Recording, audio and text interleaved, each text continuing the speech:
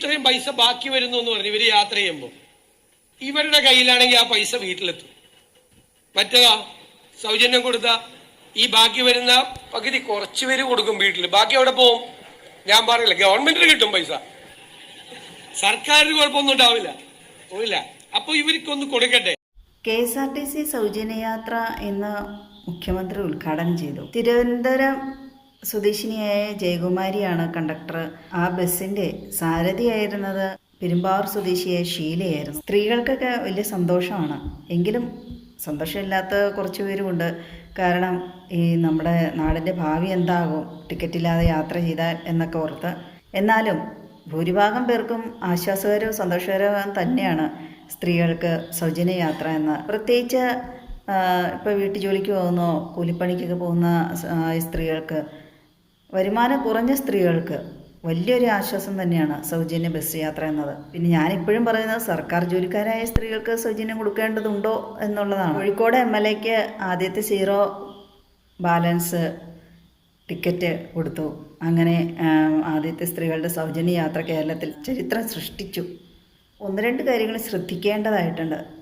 അല്ലെങ്കിൽ പണി കിട്ടും. 500 രൂപ ഫൈൻ അടയ്ക്കേണ്ട. അതായത് ഇപ്പോൾ ഒരു സ്ഥലത്ത് നിന്ന് കയറി ഇന്ന സ്ഥലം വരെ എന്ന് പറഞ്ഞ് ടിക്കറ്റ് എടുത്തു, പിന്നെയും ഇന്ന സ്ഥലം കഴിഞ്ഞ് യാത്ര ചെയ്യാം സൗജന്യമായി എന്ന് വിചാരിക്കരുത്. ഒന്നുകൂടെ ടിക്കറ്റ് എടുക്കണം. പൈസ ഇല്ലാതെ തന്നെയാണെങ്കിലും ടിക്കറ്റ് നിർബന്ധമായിട്ട് എടുക്കണം. അല്ലെങ്കിൽ ആ കണ്ടക്ടർക്കും 500 രൂപ പിഴ വരും, ഈ യാത്രക്കാരനും പിഴ വരും. ഞങ്ങളുടെ ഫസ്റ്റ് സ്റ്റേജ് സ്റ്റാച്യു ആണ്. അടുത്ത ഫസ്റ്റ് സ്റ്റേജ് ഓർഡിനറിക്ക് പട്ടമാണ്. അങ്ങോട്ടാണ് പോകുന്നതെങ്കിൽ അപ്പോൾ പട്ടത്തേക്ക് പോകുവാൻ അയാൾ എനിക്ക് ഫ്രീ അല്ലേ എന്ന് പറഞ്ഞ് സ്റ്റാച്യുവിൽ ഇറങ്ങാതെ പട്ടത്തിറങ്ങാൻ നിന്നാൽ കണ്ടക്ടർക്കും പെനാൽറ്റിയാണ്, യാത്രക്കാരനും പെനാൽറ്റിയാണ്. കാരണം അവർ പറയുന്ന സ്ഥലം വരെയുള്ള കൃത്യമായ ടിക്കറ്റ്, വീണ്ടും അയാൾക്ക് യാത്ര ചെയ്യണമെങ്കിൽ അവിടുന്ന് വീണ്ടും ഒരു ടിക്കറ്റും കൂടി കൊടുക്കേണ്ടി വരും. ഈ സൗജന്യ യാത്ര ഉദ്ഘാടനം ചെയ്തുകൊണ്ട് പോയ ബസ്സിൽ മന്ത്രി ബിന്ദുകൃഷ്ണയുടെ തലയിൽ പായസം വീണു. യൂത്ത് കോൺഗ്രസ് മധുരം വിളമ്പിയ സന്തോഷത്തിൽ അവർക്ക് പായസം കൊടുക്കാൻ പോയതാണ് ഈ മന്ത്രിക്ക്. അതിലാണ്ട് തിക്ക് നിരക്കൊക്കെ ആണല്ലോ, അത് തട്ടി വീണതാണ് തലയിലേക്ക്. വലിയ പൊള്ളലൊന്നുമില്ല.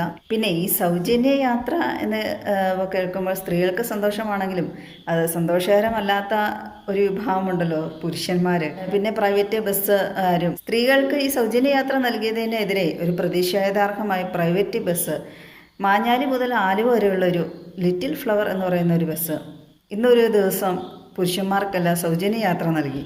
സ്ത്രീകൾക്ക് മധുരവും വിതരണം ചെയ്തു. സ്ത്രീകൾക്ക് KSRTCയുടെ ഓർഡിനറി ബസ്സിൽ സൗജന്യ യാത്ര നൽകിയതിനെ കുറിച്ച്, അതിൻ്റെ കാരണത്തെക്കുറിച്ച് നമ്മുടെ മുഖ്യമന്ത്രി വ്യക്തമായി ഒരു പ്രസംഗം നടത്തിയിട്ടുണ്ട്. അത് ശരിക്കും നമ്മളെ ചിന്തിപ്പിക്കുന്ന ഒരു കാര്യം തന്നെയാണ്. ആ വരുമാനം വെച്ച് കുടുംബം നടത്തുന്ന സ്ത്രീകളും അവർക്കൊക്കെ വലിയൊരു ആശ്വാസം തന്നെയാണ്.